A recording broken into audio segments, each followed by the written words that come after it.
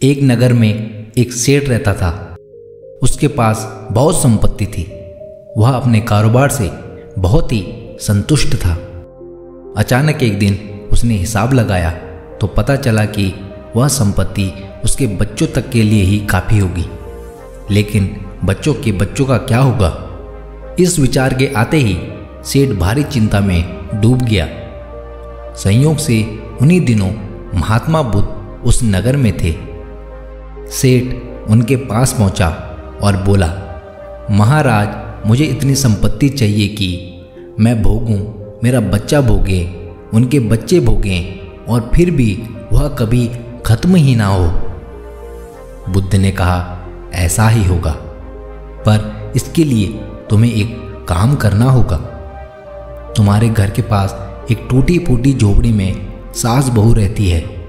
कल उनको एक दिन के खाने जितना भोज्य सामग्री दे आना, बस तुम्हारी इच्छा पूरी हो जाएगी। यह सुनकर सेठ की खुशी का ठिकाना ना रहा। उसकी रात बड़ी मुश्किल से कटी। दिन निकलते ही वह सीधा भोज्य सामग्री लेकर झोपड़ी में पहुंचा। उसने वहां देखा सास ध्यान में लगी है और बहू झोपड़ी की सफाई कर रही है। सेठ ने बहू से कहा, यह लो, मैं तुम्हारे लिए दाल, आटा, घी, नमक लाया हूं। बहू ने निगाह उठाकर उसकी ओर देखा और बोली, हमें नहीं चाहिए, हमारे पास आज के खाने के लिए है। तो क्या हुआ? सेठ ने कहा, कल काम आ जाएगा। बहू बोली, हम अगले दिन के लिए संग्रह नहीं करते, भगवान हमें रोज देता है। यह सुनकर सेठ अवाक रह गया। सोचा, एक ओर ये लोग हैं जो कल की चिंता नहीं करते और दूसरी ओर मैं हूँ जो बच्चों के बच्चों की चिंता में मरा जा रहा हूँ। उसकी आंखें उसी समय खुल गई। फिर उसने धन की लालसा नहीं की। अब उसे महात्मा बुद्ध की बात समझ में आ चुकी थी। इसलिए भविष्य जिसके विषय में हम कुछ नहीं जानते हैं कि वह भविष्य में वैसा कुछ होने वाला है या नहीं, परंतु अज्ञानता के कारण अधिकतर सभी ही मनुष्य या तो सिर्फ भूतकाल में जीते हैं या फिर भविष्य काल में। अगर सिर्फ आज में जीना आ जाए तो इतनी समस्या कभी हो ही ना। गीता में भगवान श्री कृष्ण भी सारा जोर सिर्फ वर्तमान में जीने पर देते हैं, बाकी सब उन पर छोड़ देने के लिए कहते हैं। अधिकतर सभी संतों ने बस इसी बात को अलग अलग तरीके से समझाने की कोशिश की है कि हम वर्तमान में कैसे जी सकते हैं।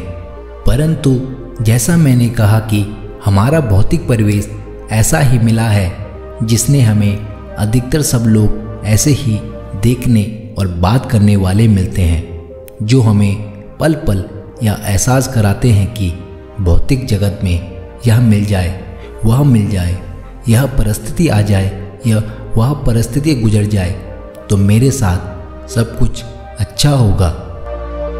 तो देखा जाए तो हमारी कोई गलती भी नहीं है, क्योंकि हमारे अंदर ऐसे ही संस्कार और व्यवहार डाले गए हैं, परंतु यह भी हमारे अपने ही प्रारब्ध के कारण हमें ऐसा जीवन, ऐसा परिवार, ऐसे संस्कार इस जन्म में प्राप्त हो रहे हैं। इसीलिए किसी और की गलती भी नहीं कह सकते।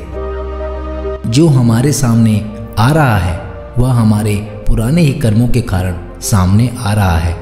पिछले कर्मों के कारण कोई इंसान गलत करता है फिर भी उसे सफलता मिलती है, और कोई इंसान बार बार अच्छा करता है फिर भी उसे बहुत ही कष्ट सहने पड़ते हैं। आज भी करोड़ों करोड़ों ऐसे लोग धरती पर हैं जिनके शारीरिक अंग नहीं है, जिसके सर पर छत नहीं है, जिसके पास पीने के लिए पानी नहीं है, सोने के लिए बिस्तर नहीं है, खाने के लिए भोजन नहीं है, गंदे से गंदा परिवेश है, उनकी कोई इज्जत नहीं है।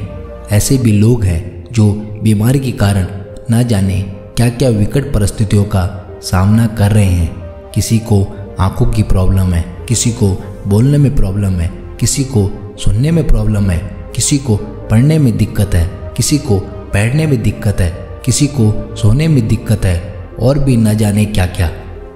ऐसे सब लोगों की क्या मनोदशा होती होगी, परंतु उन्हें भी जीना पड़ रहा है। हमारे हाथ में अधिक कुछ भी नहीं, बस प्रयास कर सकते हैं। उस प्रयास के बावजूद कितने प्रतिशत सफलता मिलेगी या नहीं मिलेगी यह भी हमारे हाथ में नहीं है, परंतु फिर भी जो हो सके, जितना हो सके यथासंभव कर्म करने ही पड़ते हैं। इसलिए बस रोज इन्हीं विचारों के बीच अपने आप को अपने आप से ही समझाते चलिए कि हमें आज की चिंता करनी है, आज के लिए कर्म करना है, बस अपने कल की चिंता बिल्कुल नहीं करनी है। भगवान की कृपा मानते हुए जो अच्छा हो रहा है उस पर अधिक से अधिक समय चिंतन में बिताना चाहिए। हमारा अपना ना कुछ था और ना कुछ रहेगा, बाकी जितना हो सके भगवान के ऊपर छोड़कर चलते रहें। जो यहाँ तक लेकर आया है वह आगे भी ले जाएगा। धन्यवाद।